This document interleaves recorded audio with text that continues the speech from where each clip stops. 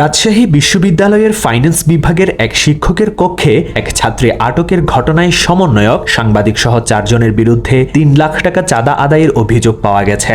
আজ শনিবার বেলা 11টায় বিশ্ববিদ্যালয়ের পরিবহন মার্কেটের আমতলা চত্বরে এক সংবাদ সম্মেলনে এবং গতকাল শুক্রবার নগরের মতিহার থানায় লিখিত অভিযোগে এই দাবি করেন ওই ছাত্রী।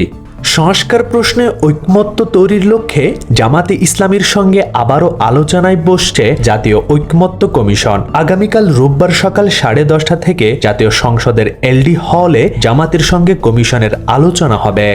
আওয়ামী লীগের দোসর নন, হয়তো সমর্থন করেন এমন গ্রহণযোগ্য ব্যক্তিকে দলের সদস্য করতে বাধা নেই বলে মন্তব্য করেছেন বিএনপির স্থায়ী কমিটির সদস্য আমির খসরু মাহমুদ চৌধুরী। আজ শনিবার দুপুরে চট্টগ্রাম